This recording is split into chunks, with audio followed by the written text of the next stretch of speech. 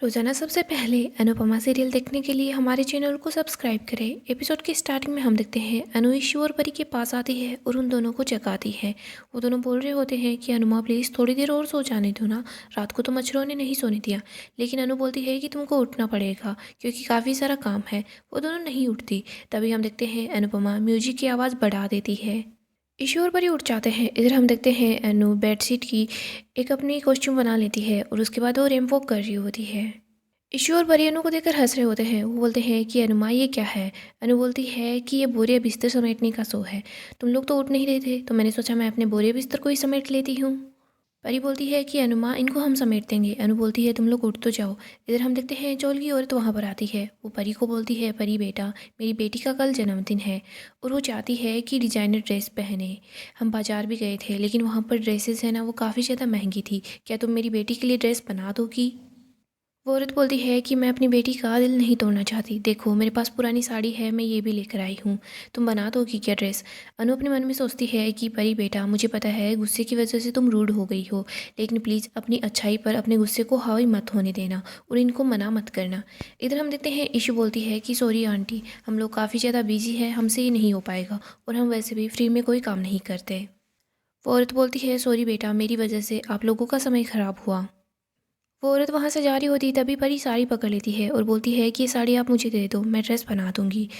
वो औरत वहाँ से चली जाती है। इधर अनु परी को गले लगाती है और वो बोलती है कि शाबाश, और तू ये मत सोचना कि तू किसी की हेल्प कर रही है। परी, तू ये सोचना कि तुझे तेरा पहला काम मिल गया है। अनु बोलती है कान्हा जी, वहाँ पर तो अंश और बा एक नई शुरुआत कर रहे हैं, यहाँ पर हम सब नई शुरुआत कर रहे हैं, प्लीज़ हमारा साथ दीजिएगा। आगे हम प्रेम और राही को देखते हैं। वो दोनों म्यूजिक सुन रहे होते हैं। इधर राही तो पढ़ाई कर रही होती है। इसके बाद वो दोनों साथ मिलकर डांस करना शुरू कर देते हैं। राही बोलती है कि पढ़ना कितना बोरिंग होता है, लेकिन देखो डांस करने में कितना मज़ा आया है। प्रेम बोलता है कि हाँ, कभी कभी हमें बच्चे बन जाना चाहिए। राही बोलती है मैं बच्चों से बात नहीं करती। प्रेम बोलता है कि अच्छा, तो फिर मैं तुम्हें एडल्ट होके दिखाऊं। इधर हम देखते हैं राही प्रेम को गले लगा लेती है। प्रेम बोलता है कि राही, तुम्हें पता नहीं है कुकिंग करके मैं कितना ज़्यादा खुश हूँ। राही बोलती है और मैं पढ़ाई करके बहुत ज़्यादा खुश हूँ। राही बोलती है प्रेम, तुम पापा को बता क्यों नहीं रहे। प्रेम परेशान हो जाता है। वो बोलता है राही, इस बारे में हम पहले भी बात कर चुके हैं। वैसे भी पापा को अच्छा नहीं लगेगा कि मैं बाहर किसी के घर जाकर खाना बना रहा हूँ। पापा ने वैसे भी अपने सारे के सारे पैसे रियल एस्टेट के बिज़नेस में लगा दिए हैं। अगर ऐसे में मैं उनको बोलूँगा कि मैं बाहर जाकर काम कर रहा हूँ तो पापा को ऐसा लगेगा कि मुझे पापा पर भरोसा नहीं है। राही बोलती है कि प्रेम, ये रियल एस्टेट का बिज़नेस शुरू करने का आइडिया गौतम का था, कहीं गौतम कोई फ्रॉड तो नहीं करेगा। प्रेम बोलता है कि इस बिज़नेस को पापा खुद से देख रहे हैं, तुम बिल्कुल फिक्र मत करो। और वैसे राही, आज तुम्हारी क्लास थी ना, तुम गई नहीं। राही बोलती है कि आज मेरी थोड़ी तबीयत ख़राब थी, इसी वजह से मैं नहीं गई। प्रेम बोलता है कि राही, ऐसे छोटे बच्चों की तरह बहाने नहीं चलेंगे, तुम्हारी क्लास इंपॉर्टेंट होती है, तुम्हें जाना चाहिए। राही प्रेम को बताती है कि मेरी फ्रेंड बता रही थी दिवाकर सर घर आकर भी पढ़ाई करवाते हैं। प्रेम बोलता है चलो फिर तो ये अच्छी बात है, सर को बोलो ना वो यहाँ आ जाएंगे। राही बोलती है प्रेम, तुम्हें पता है ना मोटिबा को वैसे भी मेरी पढ़ाई को लेकर काफ़ी सारी प्रॉब्लम्स है, अगर सर यहाँ आएंगे ना तो मोटिबा ज़्यादा गुस्सा करेंगी। प्रेम बोलता है कि देखो मोटिबा को तुम्हारे घर से बाहर जाकर पढ़ने में प्रॉब्लम है, सर अगर यहाँ पर आकर तुम्हें पढ़ाते हैं तो कोई प्रॉब्लम नहीं होनी चाहिए, और तुम अभी सर को कॉल करो और ट्यूशन के लिए बोल दो, और मैं है ना बाहर जाकर सब लोगों को संभालता हूँ, उनको बता देता हूँ। प्रेम और राही एक दूसरे को फिर से गले लगा लेते हैं। प्रेम बोलता है ठीक है, मैं बाहर जाकर सबसे बात करता हूँ। राही बोलती है कि मैं अपनी फ्रेंड को भी बुला लूँ, मैं और वो दोनों साथ मिलकर पढ़ाई करेंगे। प्रेम बोलता है कि हाँ, सिर्फ पढ़ाई करनी है, मस्ती नहीं करनी।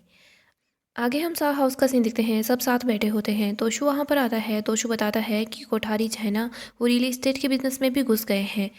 अंश बोलता है कि सब कुछ गौतम का आइडिया ही होगा। तोशु बोलता है कि ये लोग पैसे से पैसा बना रहे हैं। बाबूजी बोलते हैं कि अच्छी बात है, अपना बिजनेस बढ़ा रहे हैं। तोशु बोलता है कि हाँ, ये पैसे से पैसे बना रहे हैं। आप देखना, मैं इन लोगों से इतने पैसे लूँगा ना, आप सोच भी नहीं पाओगे। परी का डाइवोर्स ऐसे ही आसानी से नहीं होने दूंगा। बाबूजी को गुस्सा आता है। बाबूजी बोलते हैं कि तोशु, लोग तो अपनी बेटी की कमाई खाते हैं, तो अपनी बेटी के तलाक के पैसे भी खा जाएगा, थोड़ी तो शर्म कर ले।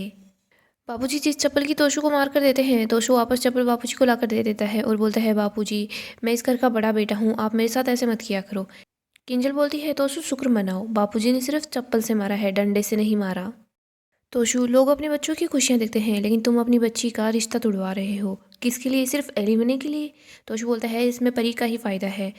किंजल बोलती है तुम परी के बारे में मत सोचो, परी की जिम्मेदारी मम्मी ने उठाई है, मम्मी सब संभाल लेगी। और अच्छा हुआ मम्मी परी को यहाँ से लेकर चली गई, वरना परी यहाँ रहती तो और ज़्यादा पछताती। पाखी बोलती है, बाबूजी मेरी बेटी तो और ज़्यादा परेशान हो गई है ना, आपने मम्मी को कुछ बोला क्यों नहीं? बाबूजी बोलते हैं तू तो चुप ही रहे। बाबूजी बोलते हैं कि किंजल पता लगाना कहीं बेवकूफ़ों का कोई कंपटीशन चल रहा हो, ये दोनों नालायक है ना, ये दोनों पक्का जीत जाएंगे। खुद अपने लिए कुछ करते नहीं हैं ना अपने बच्चों के लिए कुछ करते हैं। अगर अन्नू कुछ कर रही है तो इन दोनों को प्रॉब्लम हो रही है। वहाँ पर अन्नू काम कर रही है, यहाँ पर लीला, अंश, किंजल ये तीनों काम कर रहे हैं। अगर तुम लोग हाथ नहीं बटा सकते तो कम से कम हमारा सर तो मत खाओ, अपने कमरे में जाकर बैठ जाओ। तोशी और पाकी वहाँ से चले जाते हैं। किंजल बोलती है कि हमने ब्रांड का नाम तो चेंज कर दिया है, अब मार्केट में जाने के बाद ही पता चलेगा कि हमारे प्रोडक्ट कितने बिकेंगे। बापूजी बोलते हैं सब अच्छा होगा। अंश बोलता है कि हाँ, इस बार हमने ब्रांड का नाम अनुमा के नाम पर रखा है ना, और अनुमा हमारे लिए लक्की है, सब कुछ ठीक होगा। आगे हम अनु को देखते हैं, वो भारती को बोलती है कि मैं खाना डिलीवर करते ही आ जाऊंगी। भारती बोलती है हाँ, हमें प्रैक्टिस भी तो करनी है ना। अनु बोलती है कि देखो निकी है ना, गर्भवती महिला के चेहरे पर कितनी रौनक आ जाती है। तभी हम देखते हैं निकी गड्ढे की वजह से गिर जाती है। अनु दौड़कर उसके पास जाती है, उसको बोलती है ठीक तो है ना। सभी लोग परेशान हो जाते हैं। निकी बोलती है कि अनु ताई मेरा बच्चा ठीक होगा ना। अनु बोलती है तो फिक्र मत कर। इधर मोहल्ले के लोग बताते हैं कि कल यहाँ पर एक औरत और गिर गई थी, उसका पैर टूट गया। एक दिन एक इंसान का सर फूट गया। हर रोज़ यहाँ कोई ना कोई हादसा होता ही रहता है इस गड्ढे की वजह से। निकी का पति वहाँ आ जाता है। अनु बोलती है कि तुम इसे हॉस्पिटल ले जाओ, इसका चेकअप करवाओ। इधर चोल के सब लोग बोल रहे होते हैं कि अनु ताई यहाँ पर बारिश के टाइम पर तो माहौल और ज़्यादा ख़राब हो जाता है, ये गड्ढा नहीं है, ये तो मौत का कुआं है। हर रोज़ यहाँ कोई ना कोई हादसा होता ही रहता है। आप तो रजनी ताई को अच्छे से जानती है ना, आप ही उनसे बात कराओ कि यहाँ की सड़कों को ठीक करवा दें। चोल के सब लोग बोलते हैं कि हाँ अनु ताई, आप ही कुछ कर सकते हैं। अगले सीन में हम मोटिबा और गौतम को देखते हैं। मोटिबा गौतम को बोलती है कि उस चोल का क्या हुआ। गौतम बताता है कि वहाँ पर राजनीति का काम है, इसमें थोड़ा बहुत टाइम लगेगा। मोटिबा बोलती है कि गौतम जी कुछ भी हो जाए, लेकिन पराग को पता नहीं चलना चाहिए कि अनुपमा है ना वो उसी चोल में रहती है। गौतम बोलता है आप फिक्र मत करो, जब तक डेट को पता चलेगा ना तब तक अनुपमा जी का घर टूट चुका होगा और अनुपमा जी कुछ नहीं कर पाएगी, वो बस यूं ही खड़ी रहेगी और हम दोनों मुंबई जाकर ये नज़ारा देखेंगे। तभी हम देखते हैं राही के टीचर वहाँ आ जाते हैं। मोटिबा बोलती है आप कौन? वो बताता है कि मैं दिवाकर हूँ, मैं राही का प्रोफेसर हूँ, उसे पढ़ाने के लिए आया हूँ। राही मोटिबा को बताती है कि शायद प्रेम आपको बताना भूल गया। मोटिबा बोलती है तो अब ये घर आकर पढ़ाएंगे? राही बोलती है कि हाँ, और मेरी फ्रेंड सिमरन भी यहाँ आ रही है, सर हम दोनों को साथ पढ़ाएंगे। राही बोलती है कि सर चलिए। सर बोल रहे होते हैं कि राही तुम्हारी तबीयत ठीक है ना? राही बताती है कि हाँ अब ठीक है। गौतम मोटिबा को बोलता है कि दिखने में प्रोफेसर कम हीरो ज़्यादा लग रहा है। मोटिबा बोलती है कि श्रीनाथ जी, आपने हमारे घर में कैसे कम अकल बहू दे दी है। अगर ये रोज़ रोज़ हमारे घर आएगा तो लोग क्या सोचेंगे। गौतम बोलता है आप ये सोच रही हैं, ये सोचिए ना कि प्रेम ने इसे घर में आने के लिए बोल कैसे दिया। मोटिबा बोलती है पता नहीं राही ने उसको बताया भी है या नहीं बताया। आगे हम राही और सर को देखते हैं। सर राही को पढ़ा रहे हैं। इधर हम देखते हैं गौतम वहाँ आता है। गौतम सब कुछ देख रहा होता है। गौतम बोलता है कि मेरा एक उसूल है, मौका मिले तो लपेट लो और ना मिले तो पैदा कर लो। आगे हम अनु को देखते हैं, वो रजनी के पास आ जाती है। वो बोलती है कि सॉरी, बिना बताए आ गई, तू सोच रही होगी ना तूने तो सिर्फ उंगली थमाई थी और मैंने तो हाथ पकड़ लिया। दोनों हंसने लग जाते हैं। रजनी बोलती है कि बताना किस काम से आई थी। आगे हम गौतम को देखते हैं, वो बिल्डर के पास आ जाता है। पराग भी गौतम के साथ ही होता है। गौतम अपने मन में सोच रहा होता है कि अच्छा खासा अनिल काका यहाँ आ रहे थे, लेकिन पता नहीं डैड को क्या पड़ी थी। गौतम बोलता है डैड आप जाकर आराम कर सकते हैं, मीटिंग मैं देख लूँगा। पराग बोलता है कि नहीं, मीटिंग मैं खुद से ही देखूंगा, मैं खुद रजनी ताई से मिलना चाहता हूँ। तीनों वहाँ से निकल जाते हैं। इधर हम अनु को देखते हैं। अनु रजनी को वीडियो दिखाती है कि कैसे आज वो प्रेग्नेंट औरत गिर गई थी। रजनी बोलती है कि ये ठीक तो है ना? अनु बोलती है वो तो ठीक है, लेकिन वहाँ के लोग बोल रहे थे कि उन लोगों ने काफ़ी बार शिकायत की है, लेकिन अभी तक सड़क को ठीक नहीं किया गया। अनु रजनी को बताती है कि देखिए भारती है। रजनी बोलती है कि हाँ, मैं इससे पहले भी मिल चुकी हूँ। अनु बोलती है कि देख रजनी, तू ही कुछ कर सकती है, तू एक बार कॉल कर दे तो शायद हो सकता है कि सड़कों को ठीक कर दिया जाएगा। रजनी बोलती है क्यों नहीं करूँगी, तू इतनी दूर आई है, वीडियो बना कर लेकर आई है। रजनी भारती को बोलती है कि आप एक काम करना, ये वीडियो मुझे फॉरवर्ड कर दो, मैं अपने लोगों को बोल दूँगी कि वो जल्दी ही काम शुरू कर दें। अनु तूने बोल दिया मतलब काम हो गया, और वैसे भी यहाँ के लोग मेरे हैं, इलाका मेरा है, तो मैं काम क्यों नहीं करूँगी। इधर हम देखते हैं गौतम पराग ये लोग रजनी के पास आ रहे होते हैं। अनु बोलती है कि मुझे सच में बहुत गर्व है कि मैं तेरी सहेली हूँ। वैसे आजकल ऐसे कम नेता होते हैं जो लोक जनता के लिए काम करते हैं। रजनी बोलती है कि अन्नू, पांचों उंगलियां बराबर नहीं होती और ऐसे नेता भी हैं जो सच में जनता के लिए काम करना जानते हैं। अनु बोल रही होती है थू थू थू। रजनी बोलती है कि तू ये बार बार क्या क्या करती है। अनु बोलती है कि मैं तेरी नज़र उतार रही हूँ। रजनी बोलती है और उतार। अनु 4-5 बार रजनी की नज़र उतारती है। पराग और गौतम रजनी के ऑफिस पहुंच जाते हैं। पीओ बताता है कि मैम की मीटिंग चल रही है, मैं भी उनको जाकर बताता हूँ। आगे हम राही को देखते हैं। मोटिबा राही को बोलती है कि तुम्हारे मास्टर जी चले गए क्या। राही बताती है हाँ। मोटिबा बोलती है हो गई पढ़ाई। राही बोलती है हाँ। मोटिबा बोलती है वैसे तुम्हारी सहेली भी आने वाली थी ना, आकर चली गई या फिर वो आई ही नहीं। राही बताती है कि उसकी तबीयत खराब हो गई। मोटिबा बोलती है हाँ ऐसा ही होता है, सहेलियों की तबीयत खराब हो जाती है। वैसे ये तुम्हारे जो मास्टर जी है इतनी कम उम्र में मास्टर जी कैसे बन गए। तुम्हारी और उनकी उम्र में ज़्यादा डिफरेंस नहीं होगा। तभी हम देखते हैं ख्याति वहाँ आ जाती है। ख्याति बताती है कि बा प्रार्थना की सोनोग्राफी रिपोर्ट्स आ चुकी है। सभी लोग काफ़ी ज़्यादा खुश हो जाते हैं। हम देखते हैं ख्याति राही और बा को सोनोग्राफी रिपोर्ट्स दिखाती है। मोटिबा और राही दोनों साथ थू थू थू करते हैं। दोनों ही अचानक से चुप हो जाते हैं। मोटिबा बोलती है क्या थी, मैं तो चाहती हूँ जल्दी से जल्दी हमारे घर में बच्चे की किलकारियाँ गूंजना शुरू हो जाए। मैं तो बस यही चाह रही हूँ कि मैं प्रार्थना की गोद भराई को बहुत धूमधाम से कराऊंगी। प्रार्थना बोलती है गोद भराई पर आएगा कौन। मोटिबा बोलती है तुम क्या चाहती हो, मैं तुम्हारे ससुराल वाले को यहाँ बुलाऊँ। प्रार्थना बोलती है हाँ, गोद भराई में अंश और मेरे ससुराल वाले आएंगे, वरना ये रस्म नहीं होगी। मोरिवा बोलती है प्रार्थना तुम माँ बनने वाली है, इसका मतलब ये नहीं है कि तेरी हर जिद को पूरा किया जाए। प्रार्थना बोलती है आप इस घर की बड़ी है, इसका मतलब ये नहीं है कि आपकी हर बात को माना जाए। मेरी गोद भराई जब भी होगी जब मेरे ससुराल वाले यहाँ आएंगे और बात खत्म। प्रार्थना अपनी सोनोग्राफी रिपोर्ट लेकर वहाँ से चली जाती है। इधर मोटिवा बोलती है कि इस घर में सास में से कोई भी नहीं आएगा। ना तो अंश यहाँ आएगा, ना अनुपमा जोशी यहाँ आएगी और ना ही सास में से कोई यहाँ आएगा, और ये हमारा आखिरी फैसला है।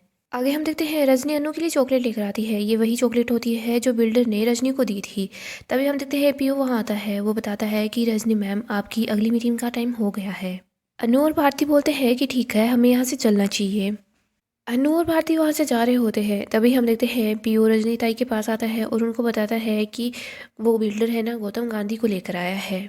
रजनी बताती है कि पास वाले घर में बैठा लेना उनको। इधर हम देखते हैं रजनी सोच रही होती है कि अनु ने उस बिल्डर को देख लिया ना तो गड़बड़ हो जाएगी। अनु बोलती है गौतम गांधी। रजनी बोलती है नहीं, वैसे मुझे लेट हो रहा है, हम बाद में बात करते हैं। अनु बोलती है ठीक है। हम देखते हैं अनु वहाँ से निकल जाती है। इधर हम पराग को देखते हैं, वो अपनी शूलेसेस को बांध रहा होता है। आगे हम देखते हैं अनुपमा वहाँ से बाहर निकलती है तो वो काफ़ी ज़्यादा हैरान हो जाती है। इधर पराग भी काफ़ी हैरान नजर आता है। गाइस डेली अपडेट के लिए आप हमारे चैनल को सब्सक्राइब करें, साथ ही साथ वीडियो को लाइक भी कर दें। अपकमिंग एपिसोड काफ़ी ज़्यादा धमाकेदार होगा। अपकमिंग एपिसोड में हम देखेंगे राही अपनी मम्मी से मिलने के लिए मुंबई आ जाती है। राही और अनु दोनों काफ़ी ज़्यादा खुश हो जाते हैं।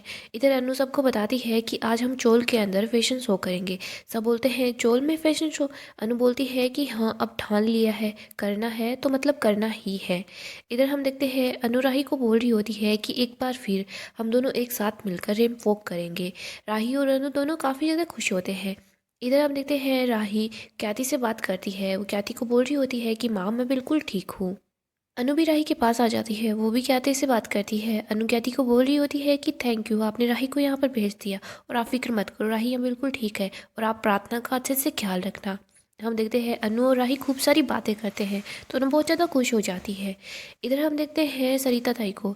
सरिता ताई रजनी ताई को सारी बातें बता देती है कि चोल में क्या चल रहा है क्या नहीं चल रहा। हम देखते हैं रजनी के पास अनु और राही की पिक्चर होती है। बहुत गुस्सा आता है, वो उस फोटो को फेंक देती है, वो पिक्चर टूट जाती है। हम देखते हैं सब यही सोच रहे होते हैं कि उनका फैशन शो काफ़ी अच्छे से जाएगा, लेकिन यहाँ पर सरिता ताई जानबूझकर कुछ न कुछ गड़बड़ करने वाली है ताकि डांस रानीज का नाम खराब हो जाए।